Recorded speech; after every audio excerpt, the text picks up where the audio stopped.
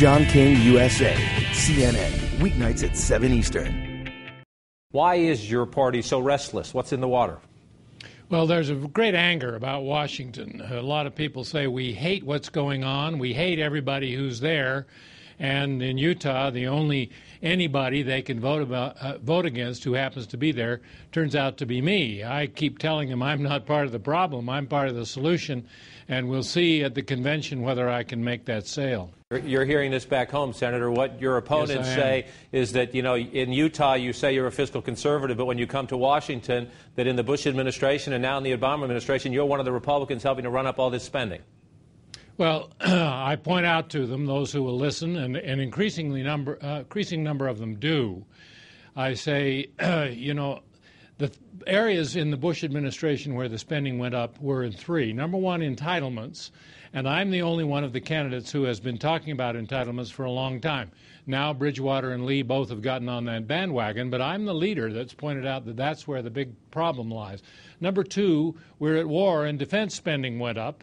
And number three, 9/11 happened, and we started spending money on Homeland Security. You say those who would look at the facts. Are you saying that in part some of this is emotion and some of it is perhaps not rational? We came out there, we sent a crew out there for the caucuses earlier on, and this week our political correspondent Jessica Yellen is out there, and she says one of the complaints she hears repeatedly about you is that you didn't stop the health care bill from getting to the floor. The Democrats, of course, are in the majority. You don't have that power. But is that anger out there so palpable that maybe there's nothing you can do?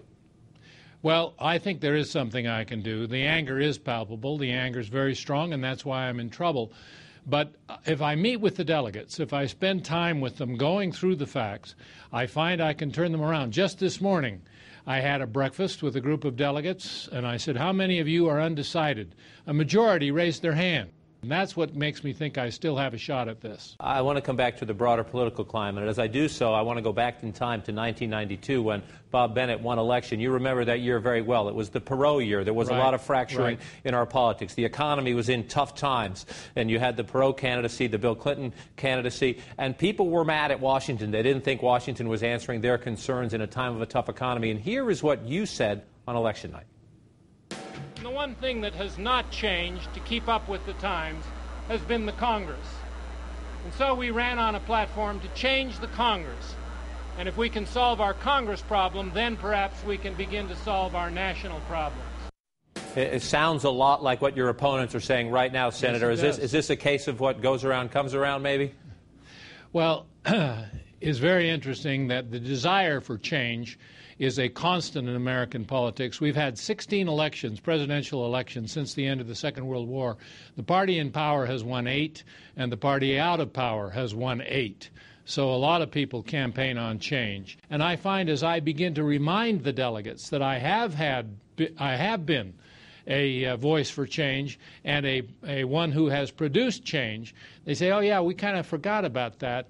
And I say, no, I know how to do it. Keep me there, and I can keep doing it. And that's the message that I think is beginning to resonate better than it did at the beginning. Let me ask you lastly about an issue that is resonating across the country right now, crackling, you might say, and it's an issue that divides many Americans, and that's illegal immigration. Arizona, to your state south, has passed a tough new immigration law. There are some conservatives in your state who say we better match that or else illegal immigrants will leave Arizona and come into Utah. The delegates to your convention this weekend will consider a resolution, a pretty tough resolution, that opposes illegal immigration, amnesty or any legal status for illegal immigrants, and any government benefits, temporary worker programs and the like.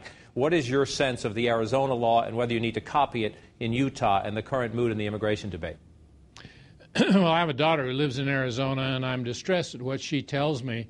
She says neighbors who have lived peacefully side by side for years are now screaming at each other, with one side saying, well, with the passage of this law, class size is going to go down in the schools, the emergency rooms will be empty, the state budget will go up, we will get nirvana.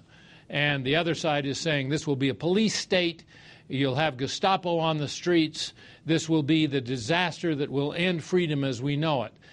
We can solve the immigration problem without that kind of divisive rhetoric. It should be solved on the federal level so that the states don't have to get in it. And too many of my colleagues at the federal level say, nah, we don't want to deal with it because it is controversial. That's the wrong attitude to take as far as the Congress is concerned, in my opinion. In your opinion, should they deal with it including some sort of legal status for the 10, 12, whatever, how many million Americans it is here illegally, those immigrants here illegally, I should say, or should it just be border security first? Well, you can start out with border security, but you have to then move very quickly to a guest worker kind of program that makes the border security effective.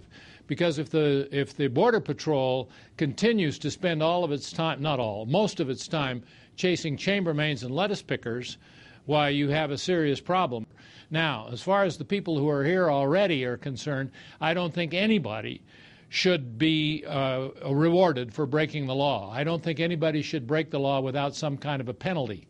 And we can work out some kind of a penalty that says, okay, we can, if you have committed no other kinds of crimes beyond overstaying your visa, for example, which is the case with many of them. They came here legally and then they overstayed their visa. If that's the only law you've broken, why, here's a very stiff fine for having done that. All right, now your status is legal. Now we'll talk about whether or not you qualify to get on this temporary worker program. You'll notice in this conversation I have not used the word citizenship. I don't think any of these things should be part of a path to citizenship. We have rules and laws for that, and they exist now. I don't think they should be changed or loosened in any way.